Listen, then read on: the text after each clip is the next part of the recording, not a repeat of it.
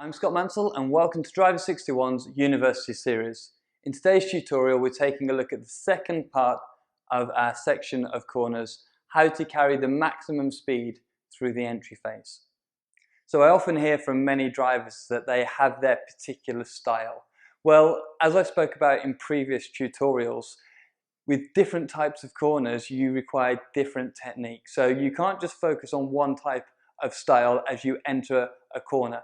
If it's a slower corner or a quicker corner, the type of technique that you require to get the most out of the car on the corner entry will actually be different. So what you need to do is to think about the particular type of corner that you're going to be entering and think about how you might want to adapt your driving style to suit this particular corner. Now, a common mistake that good drivers make when they're entering a corner is that they'll break the grip threshold a little bit earlier than they should. So when a driver breaks the grip threshold, as we've spoken about in previous tutorials, it means that the car begins to slide. When we're entering a corner and we want to enter as quickly as possible, we want to make the car slide at the highest speed possible. To put that in a different way, we want to make the car enter the corner as quickly as possible and as we can, so that we're carrying the most speed into the corner as possible. So for example, if a driver begins to enter a corner and turns the car in quite harshly with the steering, the grip threshold actually reduces because you're shocking the car. So what we want to do is try and be as smooth as possible and change our technique so that we make this grip threshold as high as we possibly can, so then we can carry the maximum speed into the corner. So to carry as much speed into the corner as possible, it's critical not to unsettle the car when we turn in towards the apex. So this means that all of your inputs into the steering wheel must be as smooth as possible. So that means no harsh turning. When you turn in too harshly, the weight of the car moves to the outside and transfers to the outside very harshly, and it will actually cause the car to slide earlier than it necessarily needs to. Now, there's a difference, as I spoke about earlier, between how you should steer in a corner versus how you should steer in a quick corner, and we went over that in a previous tutorial. But a few key points are that in a slower corner, we need to apex a little bit later so that we focus on the exit, but the steering input will actually be a little bit quicker as we need to get into the apex a little bit faster. In a quicker corner where the apex is a little bit earlier, we need to be as smooth as possible, so we transfer the weight really smoothly, and we'll actually have a slower input through the steering wheel, so we bring the car gently in towards the apex. In the last tutorial we covered how to optimize the braking phase so we carry as much speed into the entry phase as we possibly can. So I won't go over in too much detail here today. If you need to see some more, please go back to last week's tutorial. However, I'm just going to cover some key points. So it's critically important that when you're easing off the brakes as you turn the car into the corner, you do it as smoothly as possible. If you just pop off the brakes, the front of the car will pop up and you lose the ability to control the pitch of the car as you enter. Now, when you're braking as you enter the corner, it's called trail braking, and we have an article on this also. But it's really critical to manipulate this trail braking, which controls the pitch of the car like this as you're entering the corner. And this changes the balance as you enter the corner and enables you to use 100% of the tire's grip all the way through this corner entry phase. So how do we improve the entry phase and learn to carry that little bit more speed into the corner? Well, it all comes from being aware of your inputs and what's happening with the car as you enter the corner. And it's all about capacity. It's about understanding what's happening with the car as you turn it into the corner, analyzing it, and then improving. Now, this can be very difficult when you're new to circuit driving, but as your experience becomes more and you get more used to driving on track, you have some free mental capacity to think about what's actually happening with the car.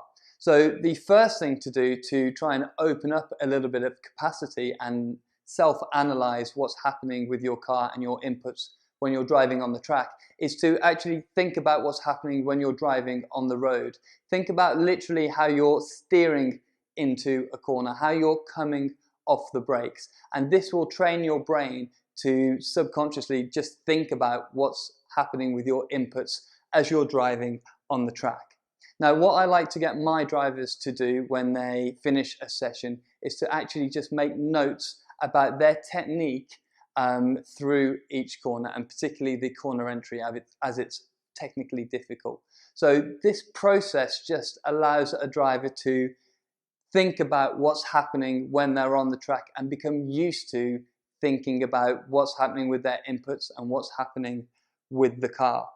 So once you've made notes and you understand what you're doing through each corner, you'll need to apply that to your driving, and you'll have to think about how your line, how your technique actually might need to change to suit a specific corner.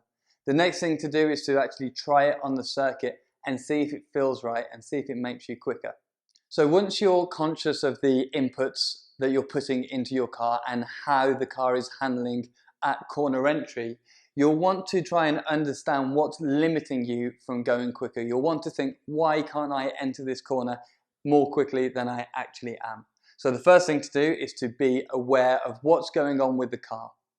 The second thing to think about is which end is limiting you from going quicker. So basically, which end of the car, the front or the rear, is beginning to slide first. So for example, I come into a corner, I begin to turn in, and the front begins to slide. So it's the front of the car that's actually restricting me from going any quicker.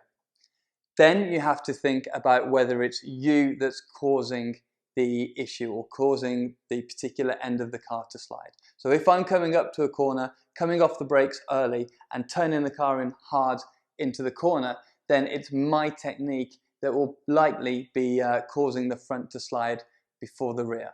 So then I would actually think, so how can I change my technique to adapt and to give the front of the car more grip so that I can carry more speed through the corner? Well, if I'm coming off the brakes early, if you remember in the weight transfer and trail braking articles, it means the front of the car will be popping up, more of the weight will be moving to the rear, so the front will be light. Hence, it begins the understeer. That's amplified by turning the car in really hard, as we'll actually be shocking the front tires and they'll just begin to slide across the surface of the car. So it's just this process that you need to go through where you're understanding exactly what's happening with the car, understanding your technique and you're conscious of your technique, and then beginning to self-analyze and think about how you can change so that you get the maximum out of the car. So as with a lot of driving technique, there are often some very common mistakes that drivers make. The first one, when a driver doesn't maximize the corner entry phase, is that they won't have good vision. They won't be looking far enough in towards the apex or ahead of where they actually are at the moment. And so the corner or the racing line will come as a bit of a shock to the driver. So make sure that, as always, your vision is a long way ahead of yourself. Your vision is nice and wide and you're absorbing as much information from the circuit as possible. At this corner entry phase, you'll want to be looking across towards the apex so you can gauge the amount of speed that you want to take into the corner, and you can have nice gentle steering in towards that apex and be on the perfect racing line. The second most common mistake is that a driver will actually overslow the car, and we went over this in last week's tutorial. They'll overslow the car by a couple of miles an hour, and then all of the driving technique will be out of sync with what should actually be happening, and they'll never make up this lack of speed as they enter towards the apex and exit the corner.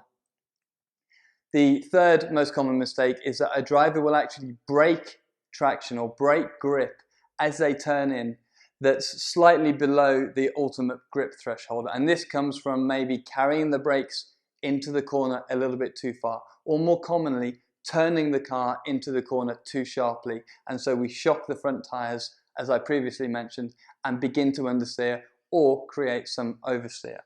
So as we always talk about in these driving technique tutorials, the aim of driving on track is to be as fast as possible. And to do this, we need to be as smooth as possible. So make sure that when you're releasing those brakes at corner entry, when you're beginning to turn the car into the corner, all your inputs are as smooth as possible. So that's all for today's tutorial. Thank you very much for watching. I hope you enjoyed it. If you did, please share it with your social media, and I'll see you next time.